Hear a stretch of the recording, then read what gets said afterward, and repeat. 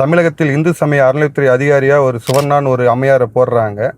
போட்ட உடனே ஓசி அந்த கோபாலபுரத்தில் ஏற்கனவே கொளுத்த ஓசி சோறு திராவிட நாய்கள்லாம் குறைக்க ஆரம்பிக்குது, பிராமணர் இவர் அப்படின்னு சொல்லிட்டு. ஏன்னா இதே நாய்கள் தான் சொல்லிட்டு இருந்துச்சு 1969 ஆண்டுகால ஆட்சியில் வந்து திராவிட ஆட்சியில் வந்து நாங்கள் ஜாதியை ஒழிச்சிட்டோம் கிழிச்சிட்டோம் அப்படின்ட்டு. ஆனால் இங்கே வந்து தமிழகத்தில் வந்து ஜாதியை பற்றி அதிகமாக பேசி அரசியல் பண்ணுறது யாருன்னு பார்த்தா இந்த ஓசி சோறு திராவிட நாய்களும் திமுகவினரும் தான்.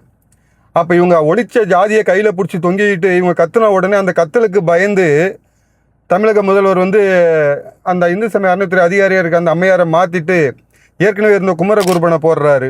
இந்த குமரகுருபன் யாருன்னு பார்த்தீங்கன்னா பல சர்ச்சைகளுக்கு உள்ளானவர்.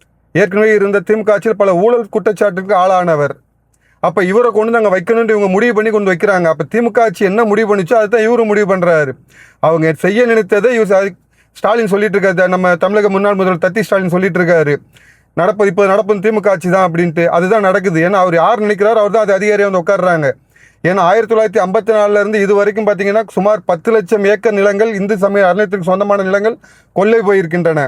அதற்கு யார் உறுதுணையாக இருந்து இந்த திராவிட முன்னேற்ற கழகம் தான், இந்த திராவிட ஆட்சிகள் தான். அப்போ அவங்க சொல்கிற ஒரு அதிகாரியை கொண்டு நீங்கள் வச்சிங்கன்னா எப்படி நீங்கள் வந்து மாற்றத்தை கொண்டு வந்து கொடுக்க போகிறீங்க? அதனால் இந்த கையாளாகாதவன் பொண்டாட்டிக்கு கண்டவன்லாம் புருஷன்பாங்க. நீங்கள் இப்படியே இருந்தீங்கன்னா கண்டவன் தான் புருஷனாக இருப்பான். உங்களுக்கு ஆட்சி உங்கள் கையில் மக்கள் கொடுத்து நீங்கள் ஆட்சி நடத்த தான் கொடுத்தாங்க. கண்டவங்க ஆட்சி நடத்துக்கு கண்டவங்க சொல்கிறத கேட்டு நடக்கிறது கிடையாது. அது இன்னொன்று சொல்லுவாங்க, திருவள்ளுவர் சொல்லுவாங்க, எண்ணி துணிக கருமம் துணிந்த பின் எண்ணுவோம் என்பது இழுக்கு.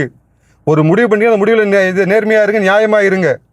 ஒரு அதிகாரியை போட்டுட்டு இவங்க சொன்னோன்னே அவர் பிராமணர் தான் அமைச்சராக ஒருத்தரை போட்டிங்க. அவர் போட்டால் அவர் சொல்கிறாரு, நான் வந்து கொள்கை தலைவராக பெரியாரை ஏற்றிருக்கேன்ட்டு.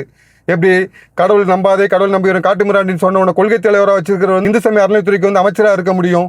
இந்துக்களை வந்து நீங்கள் ஏமாளியாக கருதிட்டு இருக்கீங்க அப்படின்னு தான் நினைக்க வேண்டியதாக இருக்குது. ஏன்னா உங்களை வந்து மக்கள் வந்து மாற்றம் தேவை அப்படின்னு உங்களை ஓட்டு போட்டாங்க. ஆனால் இங்கே என்ன நடக்குது?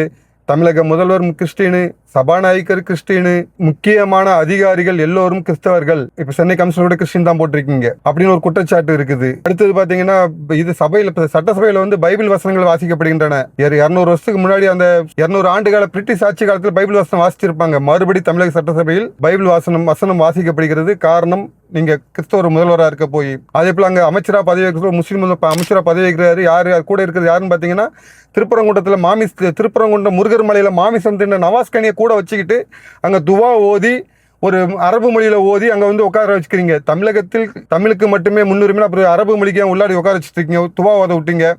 ஒரு இந்து அமைச்சர் வந்து இதே போல் பிராமணரை கூப்பிட்டு வந்து சமஸ்கிருத மந்திரம் ஓதி அங்கே உட்காந்து விட்டுருப்பீங்களா? அதனால் 800 ஆண்டுகால இஸ்லாமியர்கள் ஆட்சி வேணாம், 200 ஆண்டுகால கிறிஸ்தவர்கள் ஆட்சி வேணாம். மக்களே ஆட்சி செய்யணும் தான் உங்களை வந்து முதலமைச்சர் மக்கள் ஆட்சி செய்யணும் தான். இந்தியா வந்து கஷ்டப்பட்டு பல வீரர்கள் பல சுதந்திர போராட்டத்தினுடைய உயிரை இழந்து இந்த சுதந்திரத்தை வாங்கி கொடுத்துருக்காங்க. நீங்கள் ஈஸியாக சினிமா மூலம் வந்து முதலமைச்சராக உட்காந்துட்டீங்க. உட்காந்து உங்கள் முதலமைச்சருக்குரிய பண்பாட்டை கொஞ்சம் கடைபிடிங்க. இந்த நாய்ங்க கத்திட்டு தான் இருக்கும். ஏன்னா அவங்களுக்கு திருடி பழக்கப்பட்டவனுங்க. அவங்க திருடன்னு தான் நினைப்பாங்க. நீங்கள் உஷாராக இருங்க.